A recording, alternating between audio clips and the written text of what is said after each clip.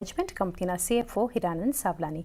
Sir good afternoon, स्वागत है आपका शो पर। और सबसे पहले सर ओवरऑल जानना चाहेंगे इस अर्निंग्स को, इस क्वार्टरली रिजल्ट्स को आप कैसे देख रहे हैं सर? ओपनिंग कमेंट्स जानना चाहेंगे आपके। तो रिजल्ट देखोगे तो अगर overall the building material industry last quarter में थोड़ा स्लो था, तो उसकी वजह से सबके पाइप के नंबर फ्लैटिश आ रहे हैं वॉल्यूम के अंदर। हमारे भी वही सेम ट्रेंड में है, नंबर फ्लैटिश हुए हैं। लेकिन इस क्वार्टर के अंदर अगर आप देखोगे तो लास्ट ईयर से वाई वाई बेसिस पे 14% का जो है वो पॉलीमर ड्रॉप हुआ है। तो उसकी वजह से 5-6% आपको लग रहा है कि टॉप लाइन गिरी हुई है। बट अदरवाइज अगर हम उसकी इफेक्ट निकाल देते हैं तो कोई इतना बड़ा पेन नहीं है, ऑन द कॉन्ट्रेरी बेटर है। दूसरी चीज ये है कि हमारा ये क्वार्टर में पॉलीमर गिरा तो उसकी वजह से इन्वेंट्री लॉसेस आए, जो करीबन 25 करोड़ के आसपास के लॉस है। तो अगर वो 25 करोड़ को भी हम एडजस्ट करते हैं तो हमारे मार्जिन लास्ट ईयर के रेंज में ही है। 25 करोड़ का अगर इफेक्ट निकालोगे तो करीबन 2.5% के आसपास वो इफेक्ट आता है। तो 2.5% को ऐड करते हैं तो लास्ट ईयर के ऑलमोस्ट नजदीक में हमारा ईबिटा बैठ रहा है। तो ओवरऑल लास्ट क्वार्टर थोड़ा वीक था इंडस्ट्री के लिए, लेकिन अगर देखें तो जुलाई में उसकी शुरुआत काफी अच्छी हुई है। हमने प्रेस रिलीज के अंदर भी बोला है कि जुलाई के अंदर हमारा जो पाइप का वॉल्यूम है वो 30% से ग्रो हुआ है और एडेसिव भी 30% से ग्रो हुआ है।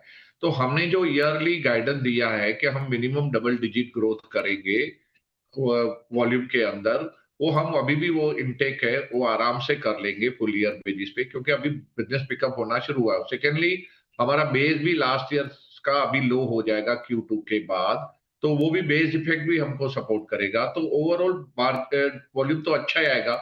मार्जिन हम लास्ट ईयर का आराम से मेंटेन कर लेंगे, क्योंकि अगर इन्वेंट्री की ये लॉसेस की इफेक्ट निकाल दो तो मार्जिन तो इनलाइन ही है। तो मेरे हिसाब से कोई वो दिक्कत वाली बात नहीं है। तीसरी चीज ये है कि हमारे नए बिजनेस जो बाथवेयर में हमने एंट्री ली थी, वो बिजनेस तो अभी भी बहुत अच्छा कर रहा है। ये क्वार्टर के अंदर भी अगर आप देखोगे तो 27% का ग्रोथ दिया हुआ है। सिमिलरली हमारा पेंट इंडस्ट्री पे हमने जो एंट्री ली है उसके अंदर भी हमारा ग्रोथ 20% से ऊपर है। तो मेरे ख्याल से ओवरऑल ग्रोथ अच्छा ही है और आगे के क्वार्टर में वो ज्यादा पिकअप होगा।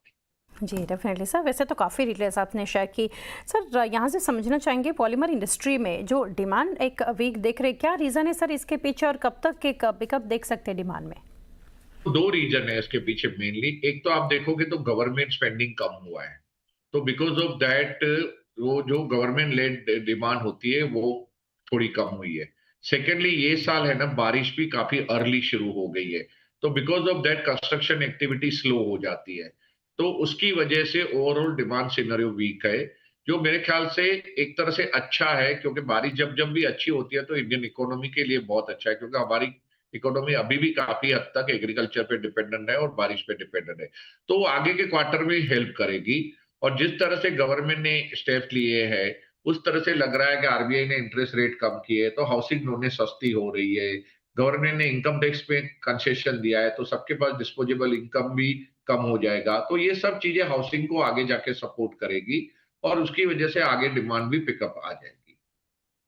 Definitely sir. सेगमेंट वाइज अगर देखें हिरानंद से, यहाँ से जैसे पाइपिंग हो गया, वहाँ पर अगर देखें फिर पेंट या ओवरऑल सेगमेंट कैसे आप देख रहे हैं, कैसा परफॉर्मेंस आप देख रहे हैं और आगे चलकर कहाँ पर एक ज़्यादा फोकस रहेगा? तो मेरे हिसाब से आगे जाके ये हमने जो गाइडेंस दिया है डबल हम्म, डिजिट हम्म, का, वो आराम से अचीव कर लेंगे। सबसे बड़ी बात ये है ये क्वार्टर के अंदर के एस्ट्रल ने अभी बैकवर्ड इंटीग्रेशन में जाने को डिसाइड किया है और हम लोग 120 करोड़ रुपए का इन्वेस्टमेंट कर रहे हैं। जो हमारा मेन रॉ मटेरियल है सीपीवीसी, उसको खुद बनाने जा रहे हैं। तो उससे बेनिफिट ये होगा कि हमारा सबसे बड़ा फायदा होने वाला है वर्किंग कैपिटल के अंदर। अगर आप देखोगे तो सीपीवी से हमारा इंपोर्ट होता है, उसकी वजह से हमको 3 महीने की इन्वेंट्री रखनी पड़ती है, क्योंकि अभी अभी भी हम इंपोर्ट पे डिपेंडेंट होते हैं तो इन्वेंट्री हाई रखनी पड़ती है।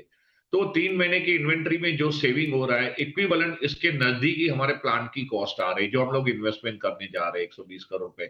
तो एस्ट्रल को ज्यादा कोई एक्स्ट्रा लिक्विडिटी भी निकालनी नहीं पड़ेगी और उसी में हमारा प्लांट बन जाएगा। अगर यही प्रोडक्ट आप दूसरे हमारे जो रॉ मटेरियल सप्लायर है उनके अगर आप मार्जिन देखोगे तो वो मिनिमम 25% इबिटा पे काम कर रहे हैं। तो अगर मैं वो कंसीडर करता हूं तो उससे एस्ट्रल को बहुत ही बड़ा फायदा होने जा रहा है। तो फायदा दो तरह से होगा, एक तो एस्ट्रल के मार्जिन इंप्रूव होंगे, सेकेंडली, एस्ट्रल के वॉल्यूम फास्ट ग्रो करेंगे, क्योंकि अगर हमने थोड़ा बहुत उसमें से पास ऑन कर दिया बैकवर्ड इंटीग्रेशन का बेनिफिट टू हमारे एंड यूजर के लिए, तो उससे पाइप का वॉल्यूम बहुत ही शार्प बढ़ेगा।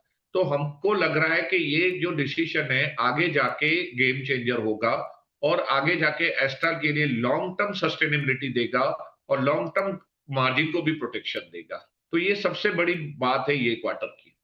सर डेफिनेटली सर, एक जो एक्विजिशन को लेकर जो एक अपडेट है 80% stake in Nexlon came for 120 crore, जो कि यहाँ से जो कंपनी का इन्वेस्टमेंट है सर, कैसे इसका फंडिंग होगा, ये सिनर्जी इम्पैक्ट जो है वो कैसे देखेंगे, ग्रोथ को कैसे बिजनेस के लिए यहाँ से एक सपोर्टिव रहेगा, वो समझना चाहेंगे। मैंने समझाया आपको कि ये जो 80% हमने इन्वेस्टमेंट किया है वो हमारा बैकवर्ड इंटीग्रेशन है, उससे हमको रॉ मटेरियल काफी सस्ता हो जाएगा, तो उसकी वजह से हमको मार्जिन इंप्रूवमेंट भी आएगा, एक साथ में हमारा वॉल्यूम ग्रोथ भी स्पीड से बढ़ेगा, क्योंकि हम इंडस्ट्री में सबसे सस्ते हो जाएंगे।